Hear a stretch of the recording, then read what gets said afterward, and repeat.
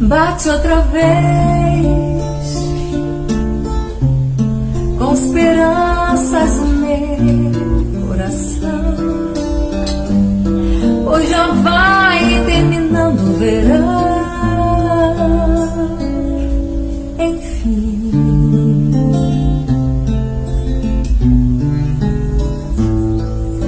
volto ao jardim com a certeza que devo chorar, pois bem sei que não queres voltar para mim.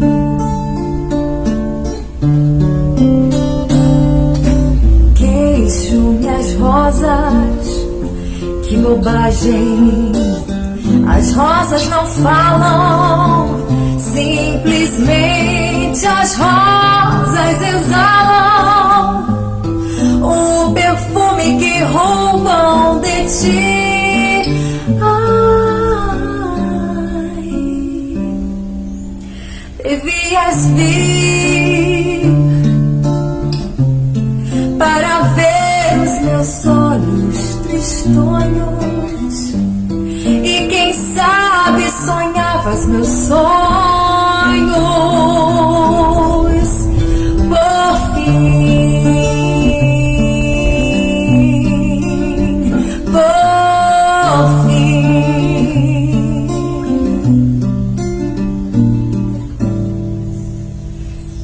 Volto ao jardim com a certeza que devo chorar, pois bem sei que não queres voltar para mim.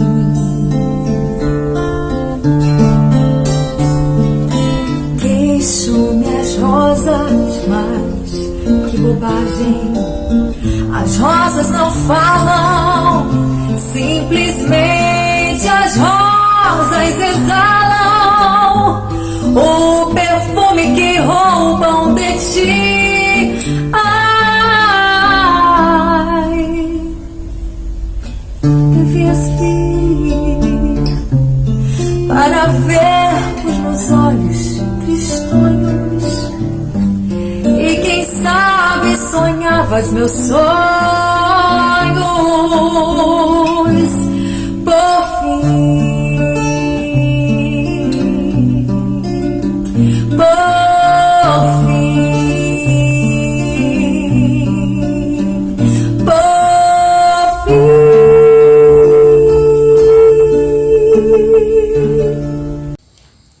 Olá, tudo bem com vocês? Espero que sim, espero que estejam bem, que estejam em paz. Esse é o desejo do nosso coração. E a gente começa expressando a gratidão por mais uma oportunidade de participarmos das atividades do Tio Armindo, mandando um abraço, um beijo no coração para quem está nos assistindo, e com o desejo, com a esperança de partilharmos não apenas as reflexões, mas também os conteúdos positivos, impregnados de bons sentimentos, que possam ultrapassar as barreiras da distância e assim alcance cada espaço onde nos encontramos. Que estejamos sempre envolvidos pelas boas energias da espiritualidade maior. Esse é o desejo de todo o nosso coração. Ainda mais para falarmos sobre um tema tão especial e ao mesmo tempo um tema difícil, que é a consciência. Esse anseio, esses desejos que nós manifestamos decorrem da possibilidade que temos de manifestar uma experiência consciente. Mas do que se trata mesmo a consciência? É algo que às vezes a gente pergunta e parece que já temos uma resposta pronta, que já temos assim um conhecimento, mas verbalizar isso, elaborar um conteúdo não é algo tão simples.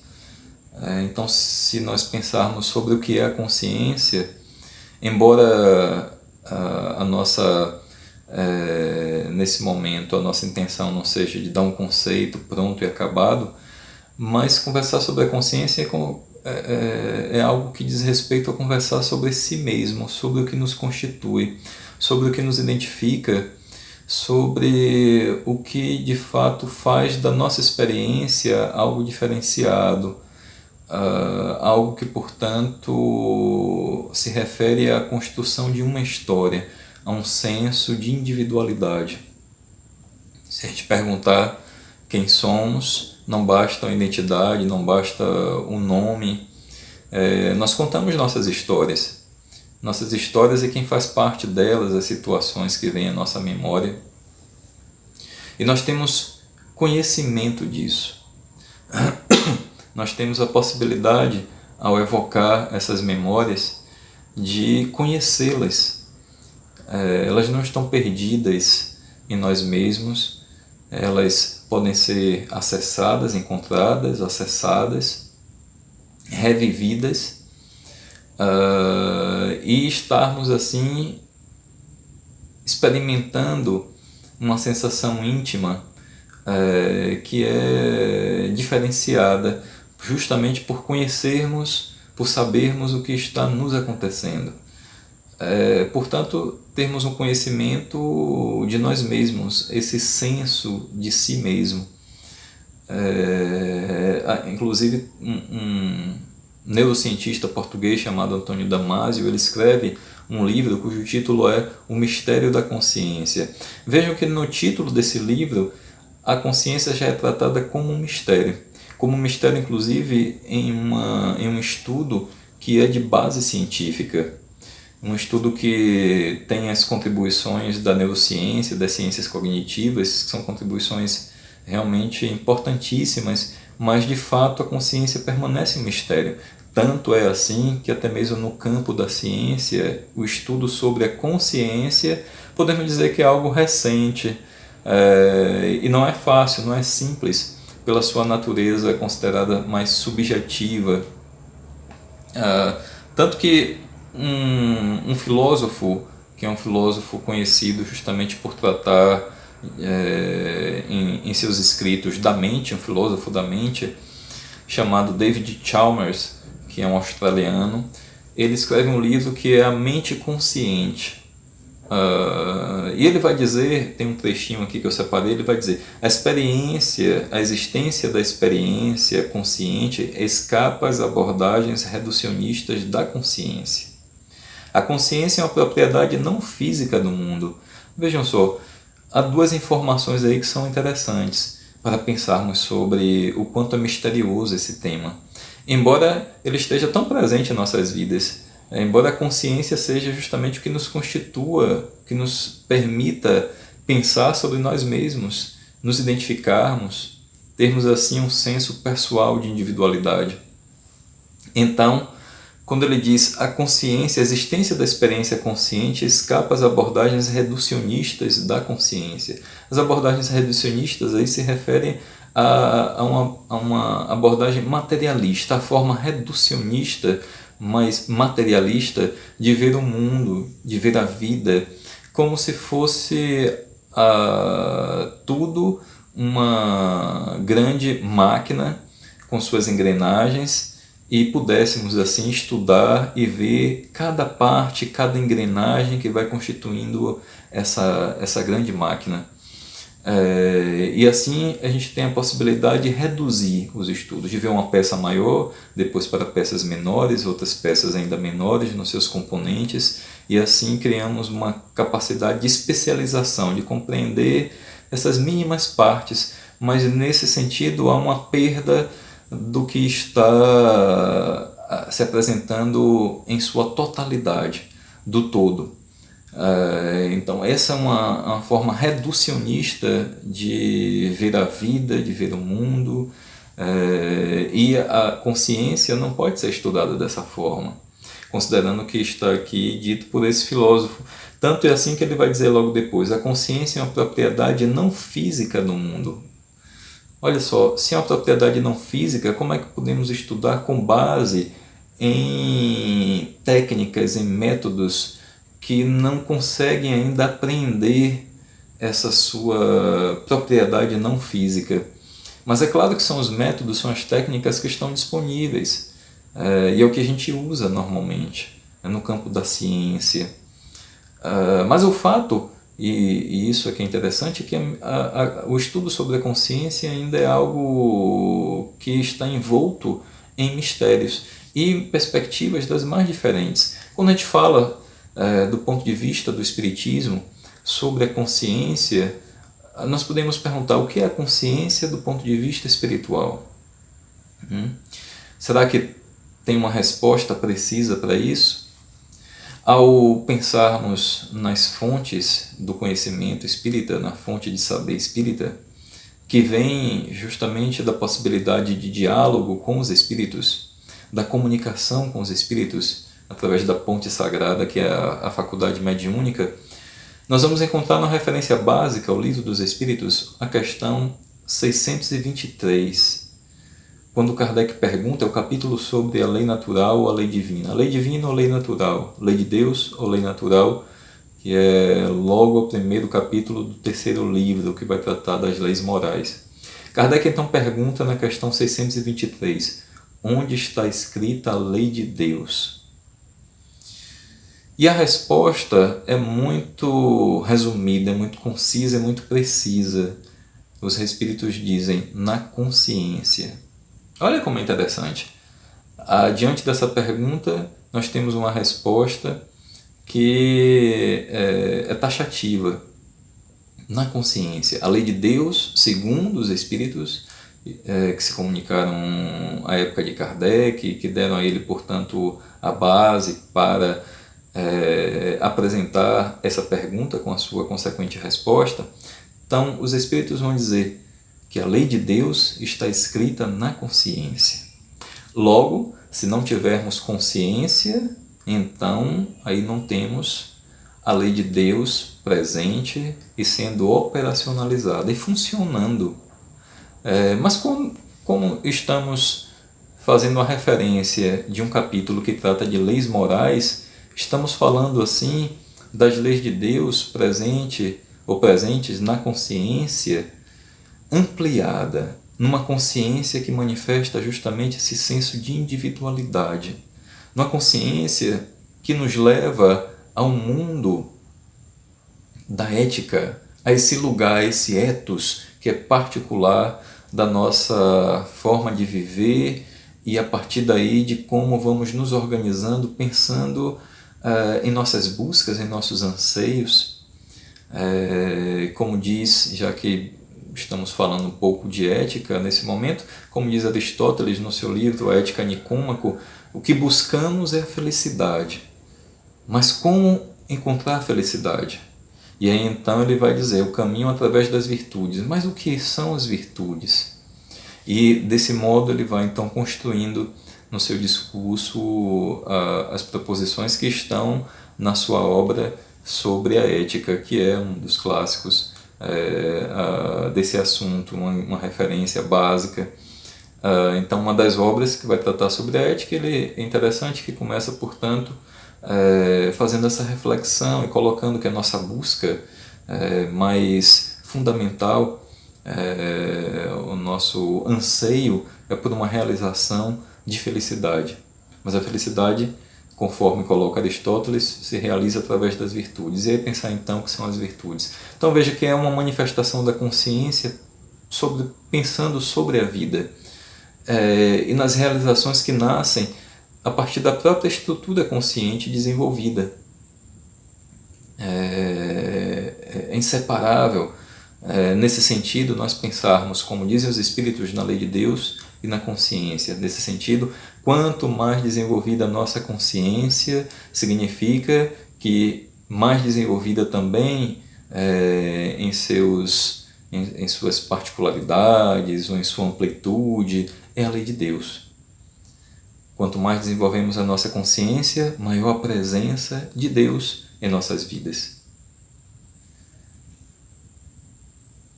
Aí então vem justamente a necessidade de pensarmos sobre o despertar da consciência. Mas ainda não pensamos, pelo menos não há ainda uma definição precisa sobre o que é consciência. Aí eu recorro mais uma vez a Antônio Damasio, no seu livro Mistério da Consciência, já que os espíritos eles não dizem, Kardec não pergunta o que é consciência. E aí nós não temos uma resposta nessas obras básicas, nós não vamos encontrar uma resposta consolidada sobre o que é a consciência do ponto de vista espiritual. Antônio Damasio vai dizer no seu livro, O Mistério da Consciência, que, deixe-me só aqui recuperar, ele vai dizer: a consciência é a parte da mente relacionada ao sentido manifesto do self e do conhecimento. A consciência é a parte da mente relacionada ao sentido manifesto do self, de si mesmo e do conhecimento de si mesmo. Tá?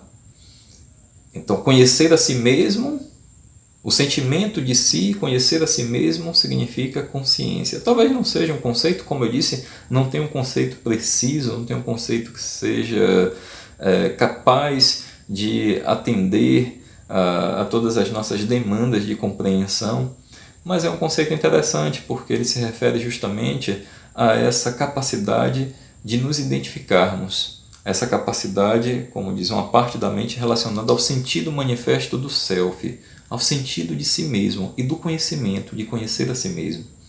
Então, saber de si mesmo, conhecer a si mesmo, representa a consciência. Mas o quanto nós sabemos sobre nós mesmos? O quanto a nossa consciência é desenvolvida? Se pensarmos no que os espíritos colocam acerca do processo de formação da vida, nós vamos encontrar, e de tudo que existe, nós vamos encontrar dois princípios fundamentais como base de tudo: espírito e matéria. Eles vão dizer, os dois se complementam. Não é possível pensar em espírito sem matéria e matéria sem espírito. Pois, para que a vida possa emergir, é necessário não apenas a matéria e não apenas o espírito, mas a integração entre espírito e matéria. De modo que, com a presença do espírito, o espírito com E minúsculo, tá bom?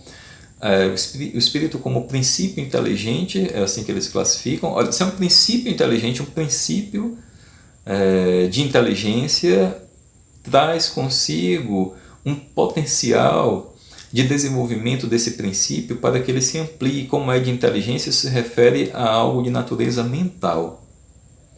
Então vejam, é um princípio inteligente e a matéria, na medida que esse princípio inteligente interage com a matéria, há a possibilidade da emergência da vida em contextos que são propícios a isso. Então, um contexto propício, como nesse planeta, a interação entre espírito e matéria começa a dar origem às primeiras formas de vida, as formas mais simples. E aí nós podemos falar de consciência.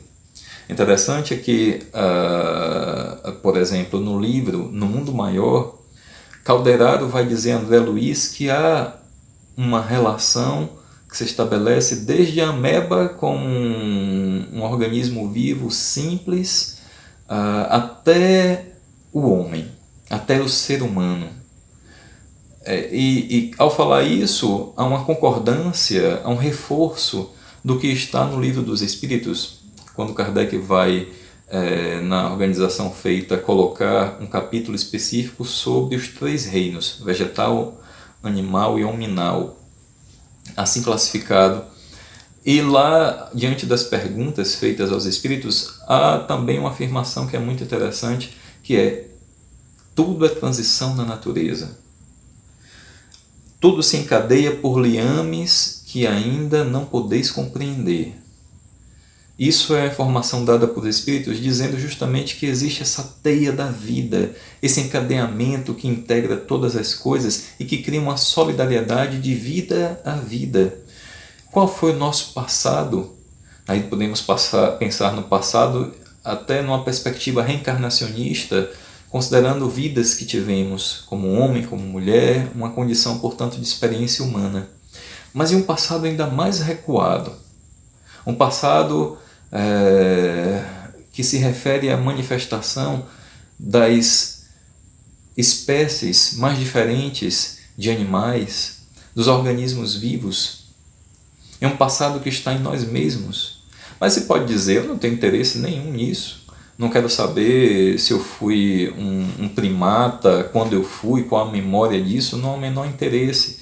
Tudo bem, não tem problema caso não exista esse interesse. Mas é só para pensarmos, é uma reflexão que nos ajuda inclusive a entender o modo como nossa consciência vai se estruturando, como ela vai se desenvolvendo, como ocorre então esse despertar da consciência. Porque se a lei de Deus está em nossa consciência, nós temos a necessidade, que inclusive se apresenta como uma necessidade inata de desenvolvimento da consciência, de um despertar contínuo da consciência, para que Deus se faça presente. Que a gente possa dizer como Jesus, eu e Deus somos um. De vivenciar esse reino de Deus, essa condição plena, essa condição misteriosa e grandiosa que excede todos os limites que nós conseguimos pensar e até aqueles que são inimagináveis. Então, é importante compreendermos esse processo de formação da consciência. Afinal de contas, somos os únicos seres conscientes que existem. Um cachorro, um gato, por exemplo, os nossos pets, eles são conscientes também? Tem consciência? E quem tem seu animalzinho vai dizer, não, tem, meu cachorrinho, ele tem consciência, ele interage, ele demonstra inteligência, demonstra afeto, demonstra, portanto, uma vida mental que nos leva a pensar sobre a manifestação também de consciência nas demais formas de vida, especialmente nos organismos mais complexos, que permite, assim, de algum modo, uma expressão de linguagem, alguma interação, ainda que não seja dentro da linguagem humana, ou especificamente dentro da linguagem humana. Então, os bichinhos também têm a sua consciência. Então, neles também se operacionaliza a lei de Deus está presente. Podemos dizer que a lei de Deus, se ela também é a lei natural, está presente em todas as coisas, como lei natural, em tudo que existe. Mas quando se refere ao plano da ética, aí nós estamos já falando de uma manifestação desenvolvida de consciência.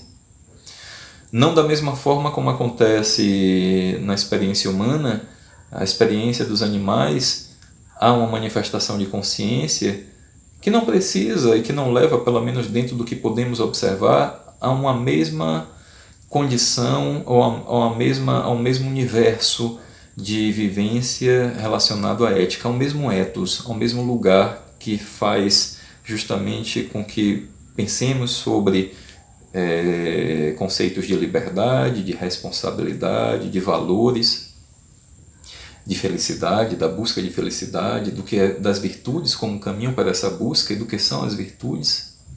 Então, pensar sobre essa manifestação da consciência que vai nos constituindo nas diversas experiências de vidas ao longo do tempo do espírito, é algo que nos ajuda nesse processo do despertar da consciência. Vejam só, em uma obra cujo título é Árvore do Conhecimento, os autores, que são Humberto Maturana e Francisco Varela, eles vão dizer, por exemplo, que a linhagem de hominídeos a qual pertencemos tem mais de 15 milhões de anos. No entanto, não foi senão há cerca de 3 milhões de anos que se consolidaram os traços estruturais essencialmente idênticos aos atuais. O que isso quer dizer? Veja, nossa linhagem de hominídeos, a linhagem de hominídeos a qual pertencemos, remonta a mais de 15 milhões de anos. Mas há pouco mais de 3 milhões é que nós vamos encontrar nesses hominídeos, traços estruturais essencialmente idênticos aos atuais, ao que nós temos hoje. Um deles, a mudança de postura, a postura ereta e o andar na condição bípede. Quer dizer, já não é mais aquela postura dos animais que andam com as 4 patas, que assumem a postura que não é a postura ereta, que ficam normalmente de 4,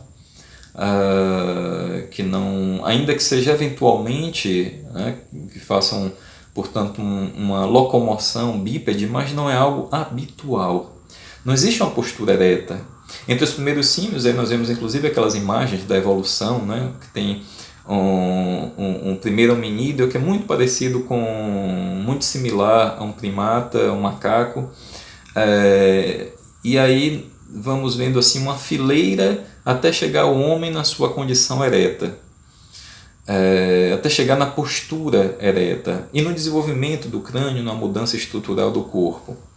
Essa postura ereta, vejam, contribuiu também para o despertar da consciência. Uma mudança que foi se estabelecendo no corpo contribuiu para o despertar da consciência. Inclusive, se pensar que esse despertar da consciência envolve também a nossa vivência afetiva, o que está no campo de nossas emoções. O despertar da consciência não é um processo racional, como se costuma pensar. Despertar a consciência não é só passar por um processo formal de escolarização, de educação, de ter títulos acadêmicos, de ter, como se costuma pensar, um conjunto de saberes tradicionais que estão presentes dentro das academias, que são referenciados, enfim, não se trata apenas disso. Desenvolver a consciência, o despertar da consciência, diz respeito também às nossas experiências afetivas, diz respeito ao que está no campo de nossas emoções, de nossos sentimentos. Logo, o despertar da consciência se refere a um campo mais amplo das nossas próprias vivências, do que sentimos, do que chega aos nossos sentidos, através que se manifesta como percepção, como mexe com os nossos sentimentos, como vai assim sendo elaborado diante da própria faculdade do pensar, de tentar compreender as coisas. Então, nesse sentido, se nós pensarmos nesse exemplo, vejam, a mudança do corpo leva, portanto, a um despertar na consciência. Por quê? Porque a mudança do corpo vai levar a uma nova forma de sentir, a uma nova forma de relacionamento, e a partir daí há uma constituição que também se diferencia no plano da própria consciência, uma vez que ela começa a se ampliar. Como é que isso acontece? Se nós pensarmos que ao assumirmos uma postura ereta, se pensarmos nos hominídeos, isso não aconteceu repentinamente, não é? Mas se pensarmos que na medida que foi sendo assumida uma postura ereta, começaram a andar com os dois pés, a forma de interação muda também. Veja, o contato do corpo um com o outro também muda. Se pensarmos do ponto de vista das relações sexuais, das relações amorosas, entre os primeiros hominídeos que tinham uma condição muito parecida com os primatas, essa vida sexual era muito ainda animalizada, como se costuma dizer. Do mesmo modo como acontece entre animais que têm essas características. Não há um clima romântico, não há uma interação que envolve sentimentos que estão presentes, por exemplo, na forma de relação amorosa da experiência humana. Na medida que esses hominídeos vão assumindo uma postura ereta, há a possibilidade de novas formas de contato. Porque, na medida que eu passo a assumir uma postura ereta, essa região frontal, a região do meu rosto, do meu tórax, do meu abdômen, essas regiões elas ficam mais expostas, ficam mais disponíveis, inclusive ao contato. Aí se pensarmos como o abraço ele vai se constituindo, como vai ficando mais fácil o abraçar. E ao abraçar, novas zonas do corpo passam a entrar em contato. Em um contato que começa a ganhar tonalidades afetivas. Em um contato que vai caracterizando aos poucos, ao longo do tempo, o que nós chamamos de abraço. Algo que sentimos tanta falta diante desse contexto de pandemia. A vontade de abraçar, de tocar.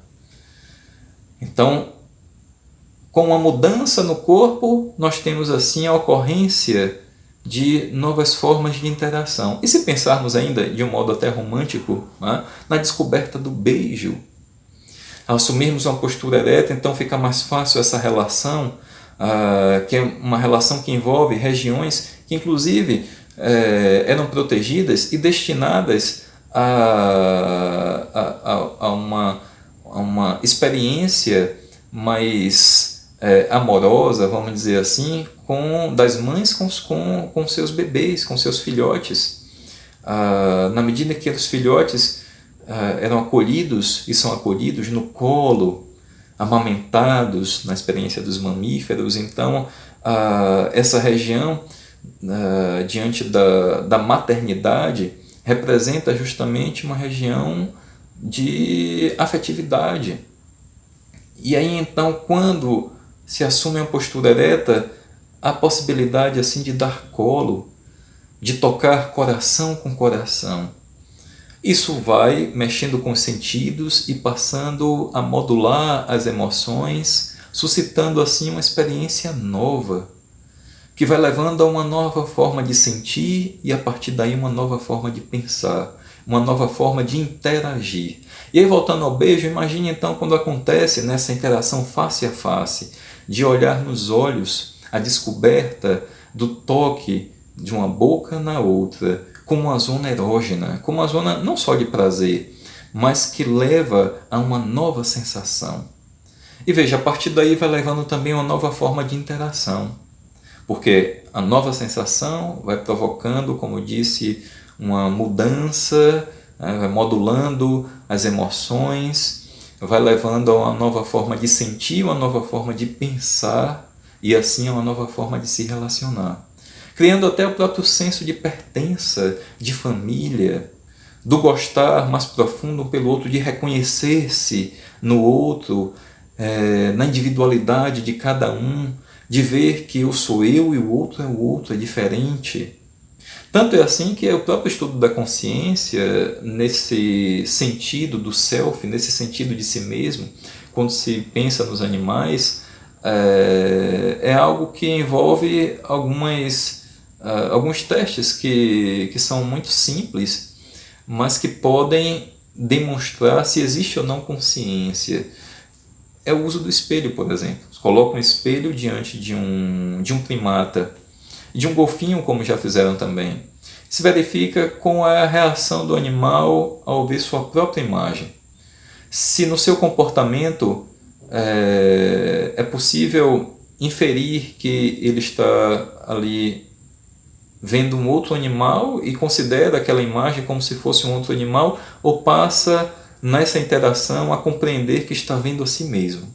Aí fizeram testes, por exemplo, no caso de primatas, logo depois de se olharem no espelho, pegavam alguns primatas e passavam a tinta circulando os olhos, por exemplo.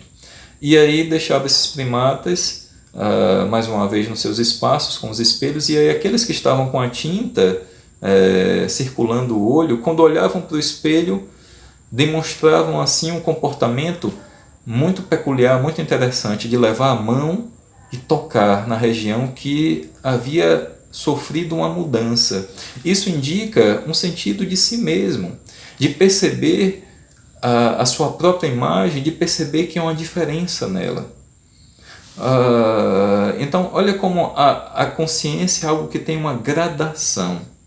A consciência ela vai se desenvolvendo, ela vai se expressando nas manifestações mais variadas da vida e ganhando um grau de complexidade na medida em que os organismos vão se tornando mais complexos. E aí, voltando ao que os espíritos dizem, tudo se encadeia na natureza por liames que ainda não compreendemos. E com a presença do princípio espiritual, nós vamos assim tendo a oportunidade de nos elaborarmos, de nos desenvolvermos. Isso nos faz, ou nos traz a lembrança do que diz Leon Denis no seu livro O Problema do Ser, do Destino e da Dor, se não me falha a memória. Ele vai dizer: o espírito dorme no mineral, se agita no vegetal, sonha no animal e acorda no homem. E aí há um acréscimo, né? Se planifica no anjo, no espírito superior. Mas enfim, é uma frase que traz assim essa gradação, que traz justamente essa perspectiva da elaboração do próprio espírito no desenvolvimento da sua consciência até chegar a uma consciência ampliada, uma consciência que permite essa vivência no mundo de valores, que nos leva a pensar sobre a necessidade de compreendermos o que somos e, a partir dessa compreensão, de criarmos condições que sejam melhores, que entendemos como melhores, que sejam mais propícias à própria manifestação da vida. Daí a ocorrência da lei de Deus. A ocorrência da lei de Deus de um modo ainda mais significativo. Não é que ela não esteja presente nos demais animais, mas na medida em que a consciência vai sendo despertada, a lei de Deus também vai se ampliando. Deus vai se fazendo mais presente. Nós vamos passando assim a fazer uso de nossas faculdades mais desenvolvidas, como é o caso da linguagem, que nos permite um processo de interação. E a linguagem que nos permite pensar sobre a consciência é a linguagem que nos permite essa interação, que enriquece o nosso pensar sobre a consciência. Estamos interagindo, estamos aqui usando justamente um sistema de comunicação que nos permite partilhar reflexões, partilhar conteúdos que são não apenas racionais, mas também afetivos. Como estamos nos sentindo? Quais as sensações que estamos experimentando? De cansaço, de sono? Espero que não, tá bom? Mas se for, tudo bem, não tem problema. É normal, faz parte da natureza humana, da nossa condição, sem qualquer problema. Nós podemos ter várias sensações, mas o que é que estamos experimentando agora diante dessa partilha? É um tema que interessa. Pensar sobre a consciência é algo que, de fato, se torna necessário diante do nosso viver cotidiano.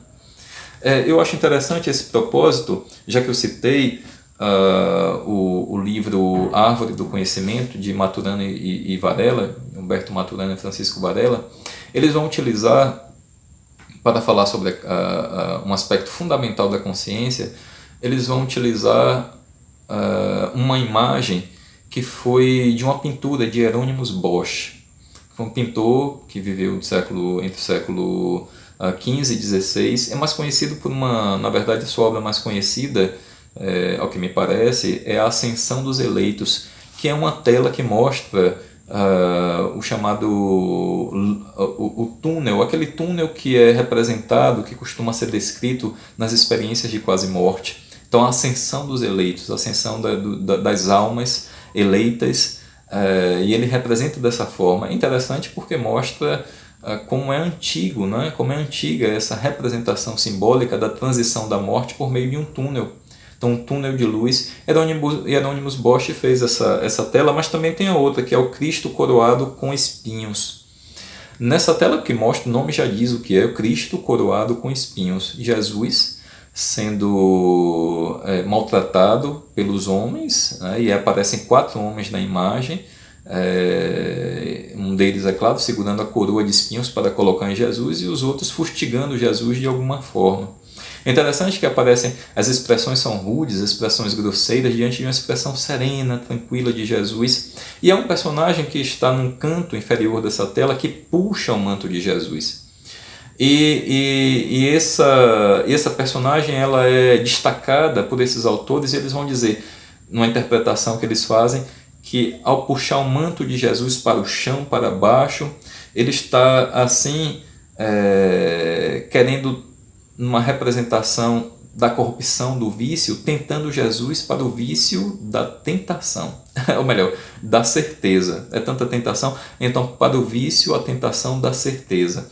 Eles dizem assim, por exemplo, ele segura Jesus pelo manto e o atrai para o chão, agarra-o e restringe a sua liberdade, exigindo sua atenção. Parece-lhe dizer, olha aqui, sei do que estou falando, é a tentação da certeza. E o que é que isso tem a ver com consciência? É porque a tentação da certeza, segundo esses autores, é um problema relacionado à consciência. No sentido que a consciência demanda um exercício de conhecimento de si mesmo. Se tem certeza, nós temos assim uma barreira. Logo, a tentação da certeza é uma barreira, é um problema no que diz respeito ao despertar da consciência. A certeza que se traduz aí como crenças, como posturas dogmáticas, inflexíveis, que não cedem justamente com as mudanças que são naturais com o tempo, com o processo constante de aprendizado, de renovação que nós precisamos ter. E então eles dizem algo que é muito interessante. A situação especial de conhecer como se conhece é tradicionalmente superficial em nossa cultura, centrada na ação e não na reflexão. Veja, a situação especial de conhecer como se conhece, conhecer como nós conhecemos, é algo que é superficial porque está centrada na ação e não na reflexão. E o que é reflexão? Aí eles vão dizer o seguinte: a reflexão é um processo de conhecer como conhecemos, um ato de nos voltarmos sobre nós mesmos, a única oportunidade que temos de descobrir nossas cegueiras, de descobrir nossas limitações. Em que ponto nós somos cegos? Não estamos enxergando. E Jesus diz de uma forma muito interessante: é preciso ter olhos de ver, que nos liberte assim de uma cegueira. Uma cegueira, portanto, que se refere a essa limitação, a restrição da consciência. Então, é a única oportunidade que temos de descobrir nossas cegueiras e de reconhecer que as certezas e os conhecimentos dos outros são, respectivamente, tão nebulosos e tênues quanto os nossos. Se não for assim, nossa vida pessoal geralmente é cega a si mesma, como eles dizem. E a cegueira aí está relacionada à perda da visão, e de uma forma simbólica isso se refere também a uma restrição de nossas consciências. Veja, por exemplo, na trilogia tebana, são 3 livros na cultura grega antiga, Édipo Rei, Édipo Antígona, Édipo Rei, Édipo em Colono e Antígona, são as obras de Sófocles. Nessa obra eu vou falar rapidamente, por conta do nosso tempo. Mas Édipo, ele mata o próprio pai, sem saber que era o pai, mas acaba matando o pai, e depois acaba desposando a mãe, sem saber que era a mãe. Então olha que história trágica, alguém que mata o pai, depois se casa com a mãe, sem saber que era o pai e sem saber que era a mãe. Só que depois ele descobre, ele passa a ter conhecimento de que havia matado o próprio pai, de que havia se casado com a mãe e tido filhos com a mãe. Aí então Édipo ele acaba entrando no processo de dor tão profunda que não resiste ao trauma, não resiste justamente à dor que esse trauma lhe provoca, e ele então fura os próprios olhos, como uma forma de perder a visão, mas de algum modo obscurecer a consciência, porque dói, é uma forma de se alienar. Há uma outra, a gente pode falar de uma referência que é mais próxima, nordestina. Luiz Gonzaga, com sua música Assum Preto, vai dizer: Assum Preto verve solto, mas não pode avoar, 1000 vezes a sina de uma gaiola, desde que o céu pudesse olhar. Veja, do que adianta então a liberdade física? Não tem gaiolas, mas se há uma restrição da capacidade de ver o mundo, de ver a beleza do mundo, da manifestação mais plena da consciência, de modo que se a prisão da consciência existir, ela é muito pior do que a prisão do próprio corpo. É uma prisão muito mais dramática, muito mais sofrida, que dói para além de qualquer dor que exista no corpo. Então, como é interessante esses autores colocarem que o despertar da consciência, conhecer sobre conhecer, envolve reflexão.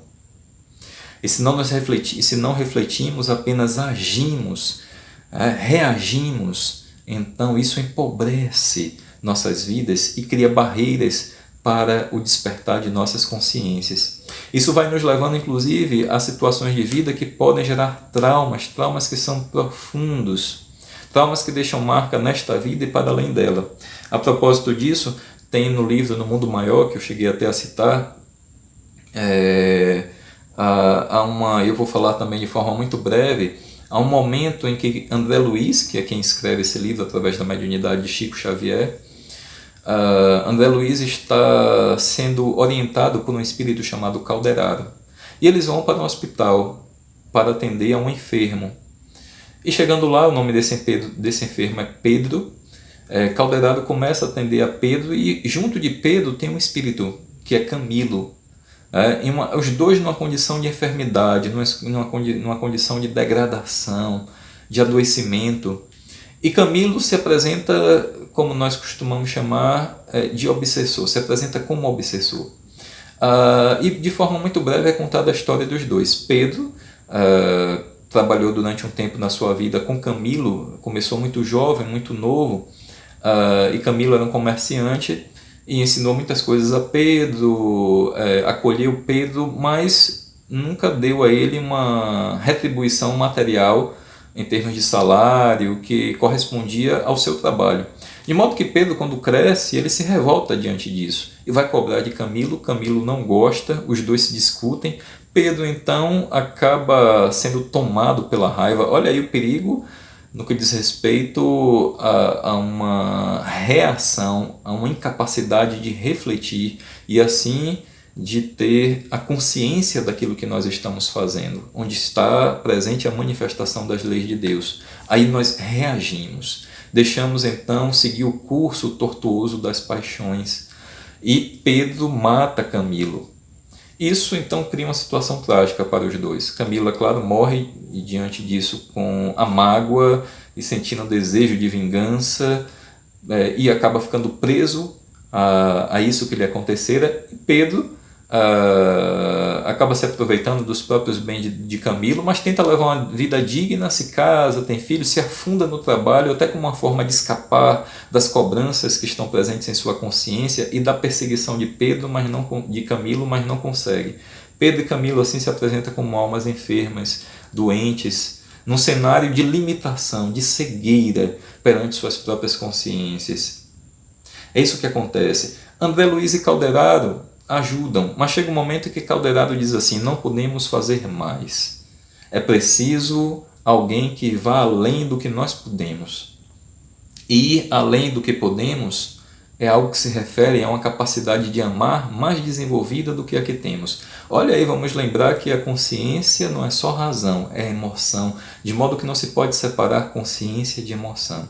E no processo de desenvolvimento da vida, nós temos assim, como foi dito de uma forma muito breve, essa necessidade de que as experiências que tocam nossos sentidos possam justamente ressignificar nossas emoções, suscitar uma nova forma de sentir e assim uma nova forma de pensar. Assim a consciência vai, por sua vez, sendo despertada. Logo, os sentimentos, as emoções e sentimentos não podem estar dissociados do despertar da consciência.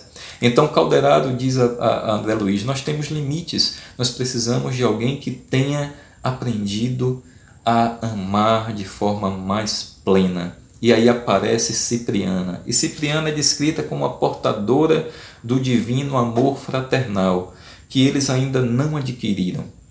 Olha a condição de Cipriana, a portadora do divino amor fraternal. E ela então vai em direção àquelas duas almas enfermas e pela força do amor ela consegue tocar os dois. Ela consegue justamente despertar a consciência daqueles que estavam embrenhados em suas próprias enfermidades morais, que estavam mergulhados no desespero diante dos traumas que decorreram da própria cegueira, de uma cegueira que nasceu como fruto da incapacidade momentânea de refletir, da forma de reagir que inviabiliza a manifestação da consciência onde está a lei de Deus. Então, pela força do amor, Cipriana conseguiu justamente trazer os dois a essa condição do despertar na medida em que foram compreendendo suas carências, compreendendo seus traumas. Veja, é um processo, portanto, de compreensão, de conhecer a si mesmo, mas pelas vias sagradas do amor. Do amor que transforma, que resgata, que livra, desse amor fraterno, desse divino amor fraterno. E tanto é assim que a própria Cipriana vai dizer: nunca é tarde para levantar o coração e curar a consciência ferida. Nunca é tarde para isso. É sempre tempo. E é o que nos diz assim Cipriana, os dois.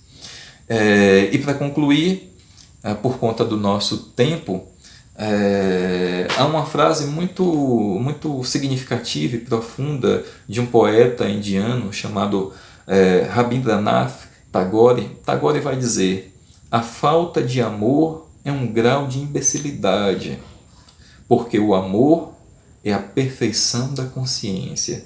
Esse amor pleno, esse amor desenvolvido, esse divino amor fraternal de que era portadora Cipriana, nós vamos em direção a isso.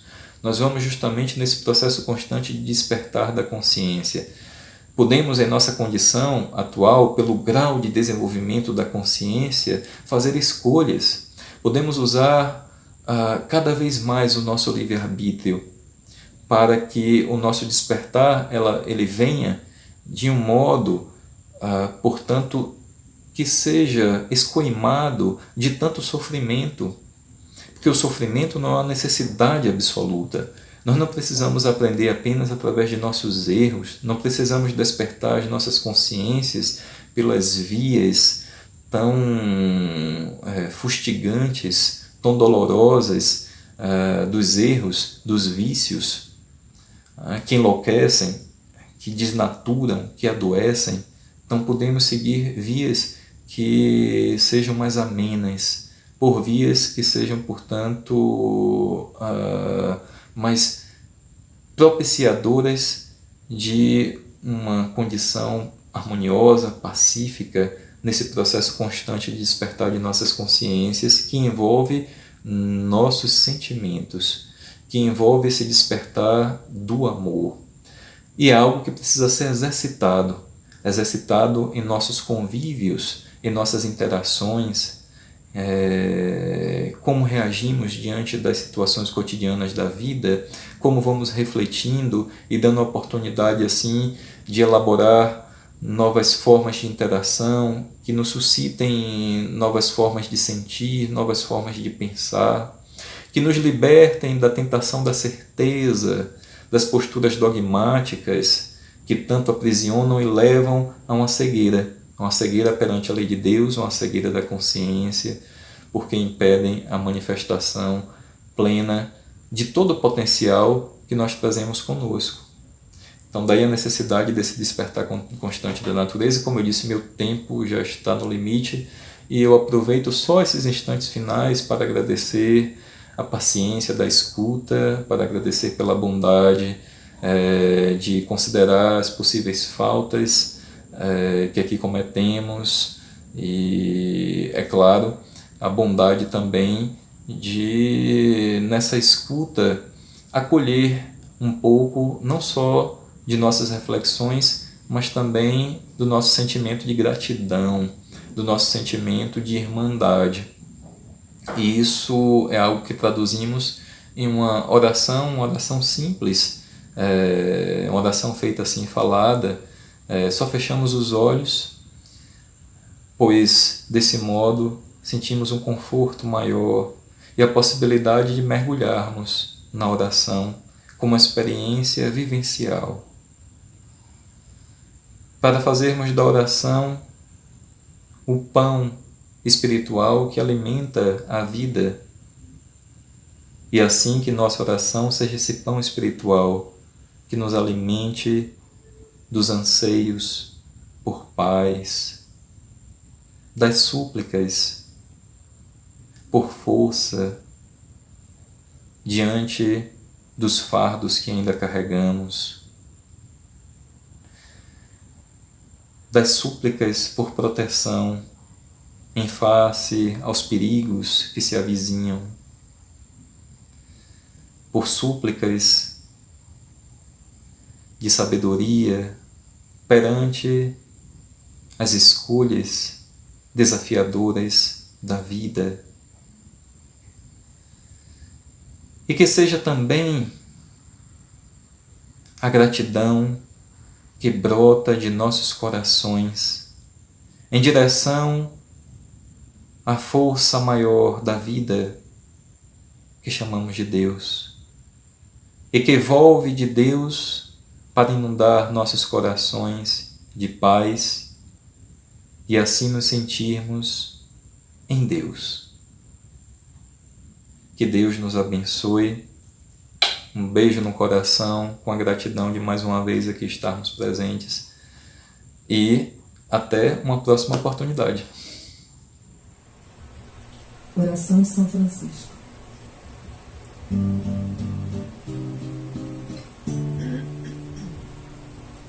Senhor, fazei-me instrumento de vossa paz.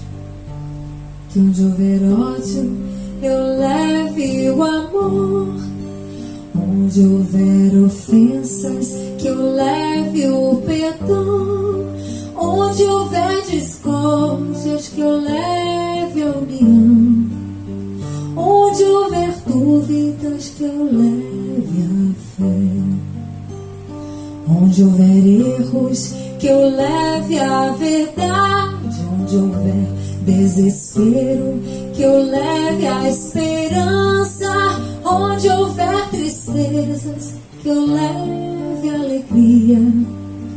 Onde houver trevas, que eu leve a luz.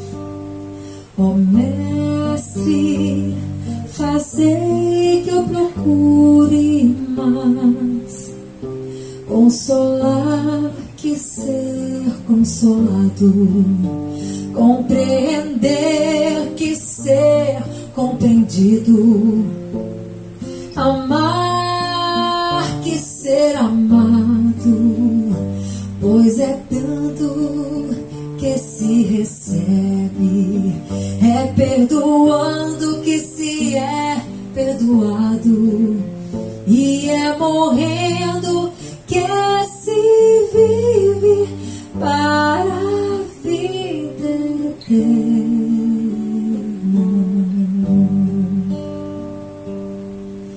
Ó Mestre, fazei que eu procure mais consolar que ser consolado, compreender que ser compreendido, amar que ser amado, pois é dando que se recebe, é perdoando que se é perdoado, e é morrendo que se